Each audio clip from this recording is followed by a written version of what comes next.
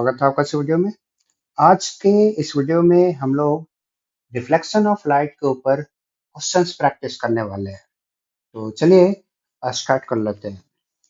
तो बच्चों, हमने पिछले लेक्चर में रिफ्लेक्शन ऑफ लाइट के थ्योरी पढ़े थे और उसमें कुछ फॉर्मूले हमने डेराइव किए थे।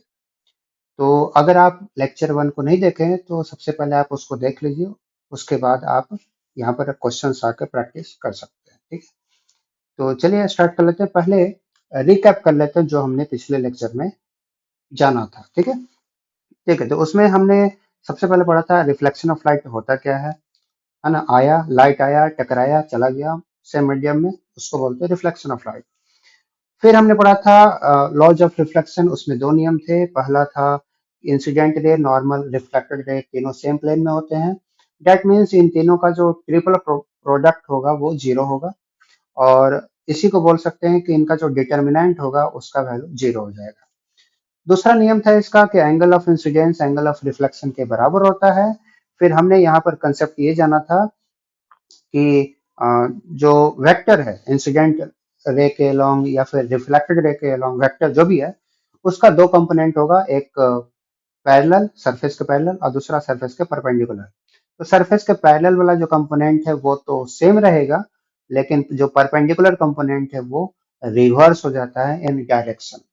तो उसी बात को यहाँ पर हमने लिखा है, और फिर उसके बाद हमने ऐसा करते ही रिफ्लेक्टेड रे का जो डायरेक्शन होगा उसके अलोंग आप निकाल सकते हो। ये हमने फॉर्मूला पिछले लेक्चर में डेराइव किया था, तो आप वो उस लेक्चर को जाकर देख सकते हैं कैसे डेराइव किए। ठीक है, चलते हैं इसके ऊपर अब क्वेश्चन करते हैं। ठीक है, सो ये रहा हमारे पास पहला क्वेश्चन।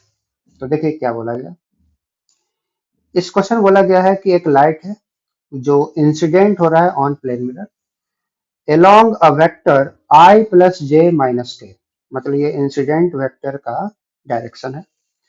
फिर बोला गया the normal on incident point is along I plus j, तो ये आपका नॉर्मल वेक्टर दे रखा है और साथ में इंसिडेंट रे का डायरेक्शन भी, वेक्टर भी दे रखा है। पूछा गया है find unit vector along the reflected ray, मतलब रिफ्लेक्टेड रे का जो डायरेक्शन है उसके अलोंग यूनिट वेक्टर आपको निकालना है। बहुत ही सिंपल सवाल है। इस सवाल को आप दो तरीके से कर सकते हैं। पहला तरीका तो बिल्कुल सिंपल है, जो आपने अभी अभी ऊपर सेकंड लॉ का जो ये वेक्टर फॉर्म का फॉर्मूला पढ़ा, r बराबर i minus two I cap dot N cap into N cap. Direct आप ये फॉर्मूला अप्लाई करिए। क्यों? क्योंकि आपको आई वेक्टर दे रखा है, एन वेक्टर दे रखा है, यूनिट वेक्टर निकालिए। डायरेक्ट इसमें वैल्यू रख करके यहाँ पर देखिए, ये आपका दूसरा तरीका है। ये फॉर्मूला हमने डायरेक्ट अप्लाई किया। आई के अलोंग हमने यूनिट वेक्टर लिख लिया, फिर आई और यहाँ एन का डॉट प्रोडक्ट निकाला, और जैसे ही हमने सॉल्व किया आर वेक्टर के अलोंग जो यूनिट वेक्टर है ना, ये हमें मिल गया। एक तरीका तो ये है डायरेक्ट फार्मूला से।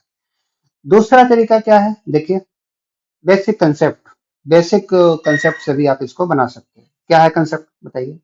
कंपोनेंट वाला डेफिनेशन क्या है, इंसिडेंट रे और रिफ्लेक्टेड रे का जो कंपोनेंट है वो दो कंपोनेंट होगा। पहला सरफेस के, मान लीजिए सरफेस है, ठीक है।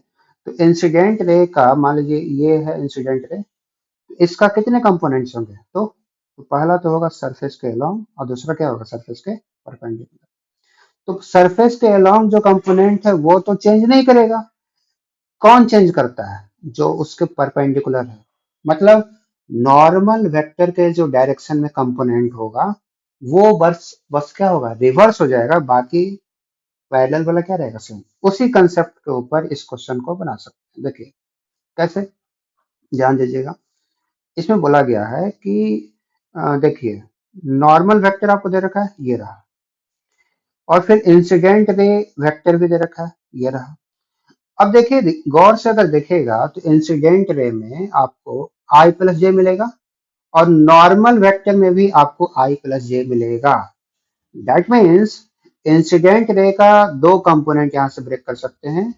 एक होगा नॉर्मल के एलोंग, नॉर्मल के एलोंग जिसको बोलेंगे आई परपेंडिकुलर, और दूसरा होगा सरफेस के पैरेलल जिसको जो यहाँ पर किसके बराबर होगा, माइनस के कैप के बराबर होगा, राइट। अब बताइए, ये है इंसिडेंट रे का दो कंपोनेंट। अगर बोले कि रिफ्लेक्टेड रे का कंपोनेंट कौन कौन से होंगे, बता सकते हैं? बिल्कुल। देखिए, तो रिफ्लेक्टेड रे का भी दो कंपोनेंट होगा, कौन कौन, आर परपेंडिकुलर और आर पैरेलल। अभी हमने बताया था कि जो परपेंडिकुलर कंपोनेंट होते हैं वो डायरेक्शन में बस रिवर्स हो जाता है। तो जो इंसिडेंट रे का कंपोनेंट था हमारे पास आई प्लस जे, परपेंडिकुलर कंपोनेंट, वो रिवर्स होने के बाद क्या हो जाएगा, उसमें माइनस से गुना कर लेंगे, है कि नहीं। यहाँ देखिएगा, ये था इंसिडेंट रे का परपेंडिकुलर, उसको हमने माइनस से गुना कर लिया, तो ये हो गया आर परपेंडिकुलर। और जो आर पैरेलल है वो तो वही रहेगा जो इंसिडेंट रे का था। यहाँ पर एक मिस्टेक हो गया है, आप देख सकते हैं कि आई पैरेलल कितना था, माइनस के का, यहाँ प्लस की जगह माइनस होना चाहिए, ये माइनस है, ठीक है। हाँ, यहाँ पर देखिए, यहाँ पर सही लिखा हुआ है कि माइनस आई, ये हो गया माइनस आई, फिर ये माइनस बना होगा तो माइनस जे हो जाएगा, फिर ये माइनस के हो जाएगा, ठीक है। तो हम इस तरीके से क्या कर सकते हैं, कंपोनेंट वाले तरीके से आर वेक्टर के डायरेक्शन में जो वेक्टर है रिफ्लेक्टेड रे का, वो हमने यहाँ से कैलकुलेट कर लिया। लेकिन हमें तो चाहिए था यूनिट वेक्टर। अब बताइए कि अगर आपको वेक्टर मालूम है तो क्या आप उस वेक्टर के डायरेक्शन में यूनिट वेक्टर निकाल सकते हैं? बिल्कुल। क्या करना है, उस वेक्टर को उसके मैग्नीट्यूड से क्या करना है, डिवाइड करना है। तो जैसे ही आप डिवाइड करिएगा आपको उस रिफ्लेक्टेड रे के डायरेक्शन में यूनिट वेक्टर मिल जाएगा। अब देखिए आप, इस पहले वाले तरीके से जो हमने वैल्यू आंसर निकाला है रिफ्लेक्टेड रे, और जो दूसरा डायरेक्ट फॉर्मूला से जो निकाला, वो दोनों आंसर देखिए आपका मैच कर, ठीक है। तो इस ये रहा हमारा पहला क्वेश्चन। इस क्वेश्चन को बनाने का दो तरीके आप आई थिंक समझ गए होंगे कि तरीका है क्या, कौन सा तरीका अप्लाई करना है, दो तरीके जो आप अप्लाई कर सकते। चलिए चलते हैं दूसरे क्वेश्चन पे, थोड़ा और प्रैक्टिस करते हैं कंसेप्ट को। देखिए, ये एक दूसरा क्वेश्चन है, ये बेसिकली आईआईटी 2012 में पूछा गया था, 12-13, ठीक है। देखिएगा, तो इस क्वेश्चन में बोला गया है क्या, ध्यान से देखिएगा कि अरे ऑफ लाइट है जो ट्रेवल कर रहा है इस डायरेक्शन में, मतलब इंसिडेंट रे दे रखा है।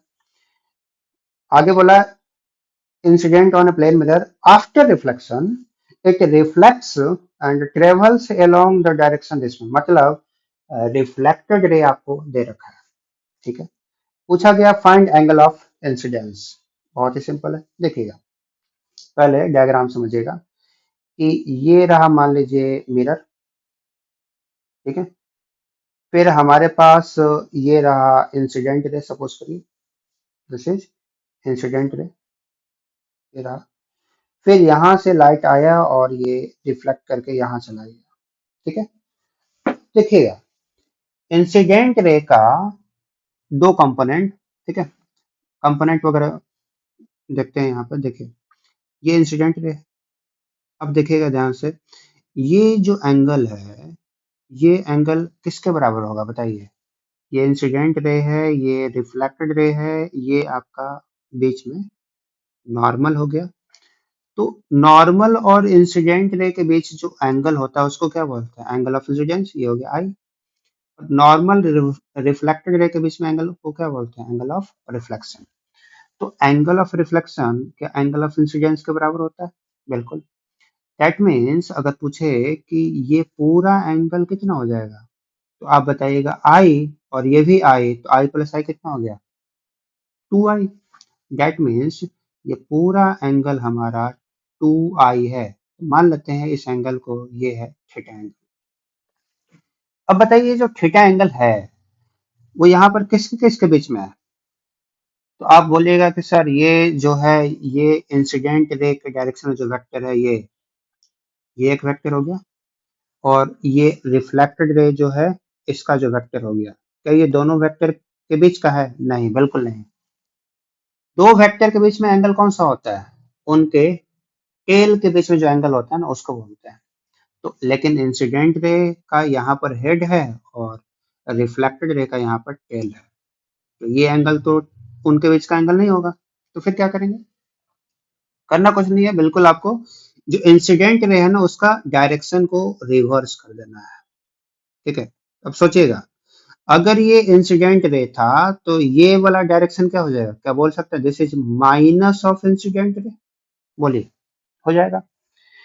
तो अब हम बोल सकते हैं यहाँ पर, क्या बोल सकते हैं कि माइनस ऑफ इंसिडेंट रे और रिफ्लेक्टेड रे, इन दोनों वेक्टर के बीच में ये एंगल आपका हो जाएगा थीटा। ठीक है, अब जैसे ही ये पता चला कि थीटा मतलब 2i minus of incident ray और रिफ्लेक्टेड के बीच का एंगल है, अब बताइए आप, क्या दो वेक्टर के बीच में आपको एंगल पता करने आता है, करते हैं ना, डॉट प्रोडक्ट से।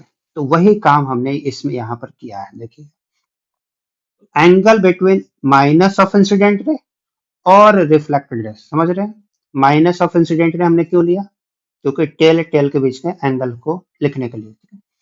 ये किसके बराबर होगा, twice of angle of incidence के। ठीक है, अब एंगल कैसे निकालते हैं, तो हम डॉट प्रोडक्ट से, बताइए क्या होता है, ए डॉट बी हमने यहाँ पर निकाल दिया है। तो माइनस ऑफ इंसिडेंट रे ये हो गया, और माइनस सॉरी रिफ्लेक्टेड रे आपका ये हो गया। इन दोनों वेक्टर का हमने क्या निकाल लिया, डॉट, मतलब आई को आई से गुना और जे को जे से, तो ये हमारा आया। अच्छा, ये दो वेक्टर का डॉट किसके बराबर होता है, ए डॉट बी होता है A into B into cos theta, होता है ना। अच्छा, ए बी की जगह वन वन क्यों लिखा है, क्योंकि आपको यहाँ पर इंसिडेंट रे यूनिट वेक्टर दे रखा है, तो उसका मैग्नीट्यूड कितना होगा, वन। सिमिलरली रिफ्लेक्टेड का भी वन हो जाएगा। तो बच गया यहाँ पर कॉस थीटा, तो कॉस थीटा का वैल्यू आ गया 1/2। जैसे ही हम थीटा निकालेंगे तो ये आ जाएगा 60।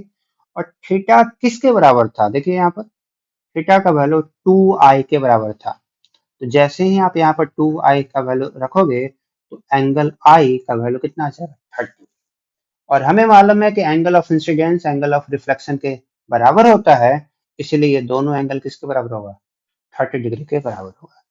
तो इस तरीके से इस क्वेश्चन का हमारा आंसर आ गया 30 डिग्री।